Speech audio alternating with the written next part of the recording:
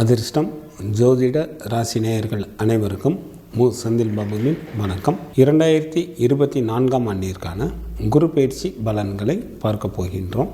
தேவர்களின் குருவான குரு பகவான் ஒரு ராசியிலிருந்து மற்றொரு ராசிக்கு பயிற்சியாவதற்கு ஒரு வருடம் எடுத்துக்கொள்வார். இந்த குரோதி வருடத்தில் சித்திரை மாதம் 18ஆம் தேதி மே மாதத்திற்கு 1ஆம் தேதி புதன்கிழமை மாலை குரு பகவான் மேசராசியில் உள்ள கார்த்திகை நட்சத்திரம் 1ஆம் பாதத்தில் இருந்து கார்த்திகை நட்சத்திரம் 2ஆம் பாதமான ரிஷப ராசிக்கு இடப்பெயர்ச்சி ஆகின்றார். ஒரு மனிதருக்கு கல்வி, வேலை, திருமணம், திரபாக்கியம் போன்றவை நல்ல முறையில் கிடைப்பதற்கு குரு பகவானின் அருளாசி முக்கியம். எனவேதான் நவ கிரகங்களில் குரு பயிற்சியானது நம்முடைய ராசிக்கு எவ்வாறு பலன்களை தரப்போகின்றது என மக்கள் அனைவரும் எதிர்பார்க்கின்றார்கள். குரு பகவான் கோச்சாரப்படி ராசிக்கு 2, 5, 7, 9 மற்றும் 11ஆம் இடங்களில் சஞ்சாரம் செய்யும் போது நன்மை செய்யும் என்று ஜோதிட வல்லுநர்கள் கூறுகின்றார்கள். குரு பகவான் தான்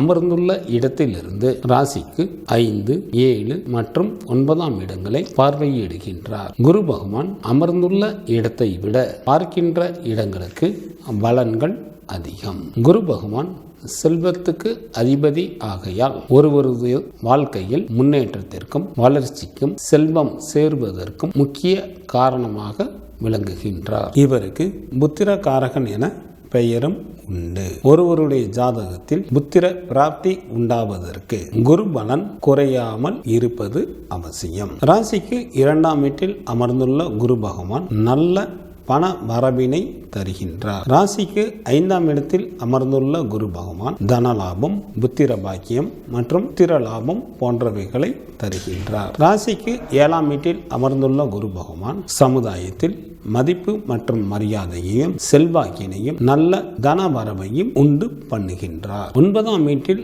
அமர்ந்துள்ள குரு பகவான் மனைவி மக்களுடன் இணைந்த நல்ல மகிழ்ச்சிகரமான வாழ்க்கையினை தருகின்றார் மற்றும் நல்ல பொருள் வரவையும் தன வரவையும் ஏற்படுத்தி கொடுக்கின்றார். 11ஆம் வீட்டில் அமர்ந்துள்ள குரு பகவான் செய்யும் தொழிலில் நல்ல லாபத்தை உண்டு பண்ணுகின்றார். நாம் எண்ணிய எண்ணங்கள் அனைத்தையும் நிறைவேற்றுவதற்கு ஏற்ற காலத்தையும் ஏற்படுத்தி தருகின்றார். இவ்வாறாக குரு பகவான் அமர்ந்துள்ள இடங்களில் நல்ல பலன்களை வழங்குகின்றார். 7 இடங்களில் குரு பகவான் சுமாரான பலன்களை வழங்குகின்றார். அவைகள் முறையே ஜென்ம ராசி, ராசிக்கு 3ஆம் இடம், ராசிக்கு 4ஆம் இடம், ராசிக்கு 6ஆம் இடம், ராசிக்கு 8ஆம் இடம், ராசிக்கு 10ஆம் இடம் மற்றும் ராசிக்கு 12ஆம் இடம் என சுமாரான பலன்களை வழங்குகின்றார். ஜென்ம ராசியில் குரு பகவான் அமர்ந்து இருப்பதால் சில அன்பர்களுக்கு சாதகமற்ற சூழ்நிலைகள் ஏற்படும். சில அன்பர்களுக்கு ஜென்ம ராசியில்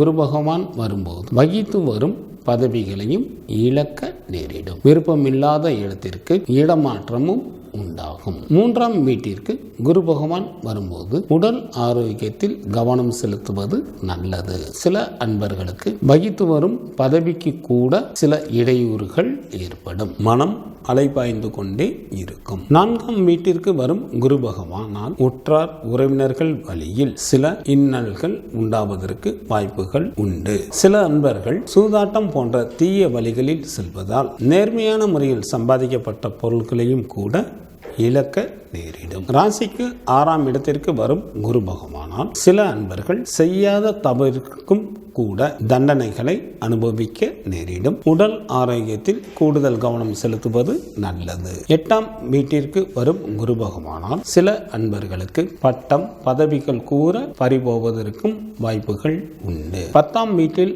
அமரும் குரு பகவானால் சில அன்பர்களுக்கு மன கஷ்டம் மற்றும் பண கஷ்டம் போன்றவைகள் ஏற்படும். தவறான வழியில் சில அன்பர்கள் செல்லும் போது தனது பதவி அந்தஸ்தையும் இழக்க நேரிடும். 12ஆம் இடத்திற்கு வரும் குரு பகவானால் சில அன்பர்களுக்கு தன விரயம் உண்டாகும். பதவி இறக்கம் உண்டாவதுடன் அதிக செலவும் ஏற்படும். இவ்வாறாக சுமாரான பலன்களை தரக்கூடிய இடங்களை பற்றி பழம்பெரும் ஜோதிட நூல்களில் கூறப்பட்டு உள்ளது. இவற்றிற்கான பரிகாரமாக வியாழக்கிழமை அன்று குரு பகவான் ஸ்தலமான கும்பகோணம் அருகே உள்ள ஆலங்குடி சென்று வழிபாடு செய்வதன் மூலமாக தங்களது இடர்பாடுகளை நீக்க இயலும். வியாழக்கிழமை அன்று குரு பகவான் ஸ்தலமான திருச்செந்தூர் சென்று முருகன், தட்சிணாமூர்த்தி மற்றும் சூரசம்ஹார மூர்த்தியை வழிபடுவதன் மூலமாக தங்களது வினைகளை தீர்க்க இயலும். இங்கு சொல்லப்படுகின்ற பலன்கள் அனைத்தும் பொது பலன்களே. பொது பலன்களான இவற்றில் தங்களது ஜாதகத்தில் நடைபெற்று கொண்டிருக்கின்ற திசா புத்திக்கு ஏற்ப மாற்றங்கள் நிகழும் என்பதையும் நினைவில் வைத்துக் கொள்ளுங்கள். இனி ராசிகளுக்கான பலன்கள்.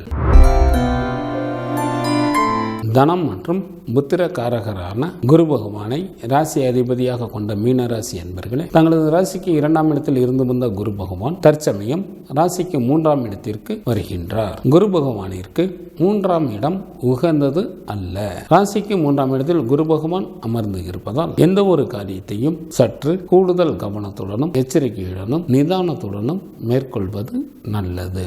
குரு பகவான் 3ஆம் இடத்தில் அமர்ந்து இருப்பதால் உடன் பிறந்தவர்கள் நல்ல சுமூகமாக பழகுவார்கள். அரசு மற்றும் தனியார் துறைகளில் பணிபுரிபவர்கள் மேலதிகாரிகளுடன் தேவையற்ற விவாதம் செய்யாமல் அவர்கள் சொல்படி கேட்டு நடப்பது நல்லது. எந்த ஒரு காரியத்தையும் நன்கு திட்டமிட்டு செயல்படுத்துங்கள். 3ஆம் இடத்தில் அமர்ந்துள்ள குரு பகவான் தனது 5ஆம் பார்வையாக தங்களது ராசிக்கு களத்திர ஸ்தானத்தையும் 7ஆம் பார்வையாக தங்களது ராசிக்கு பாக்கிய ஸ்தானத்தையும் 9ஆம் பார்வையாக தங்களது ராசிக்கு லாபஸ்தானத்தையும் பார்க்கின்றார். இதனால் மீனராசி அன்பர்கள் தைரியத்துடனும் தன்னம்பிக்கையுடனும் செயல்பட்டு வாழ்வில் வெற்றிகளை காண போகின்றீர்கள். குரு பார்க்க கோடி நன்மை என கூறுவார்கள். குறிப்பாக கல்யாண கனவுகள் நனவாகும். கடல் தாண்டி செல்லும் முயற்சியில் வெற்றிகள் கிடைக்கும். குடும்ப ஒற்றுமை வாழப்படும். வாழ்க்கையில் சகல பாக்கியமும் கிடைக்க பெறுவீர்கள். தங்களது ராசிக்கு 7ஆம் இடத்தை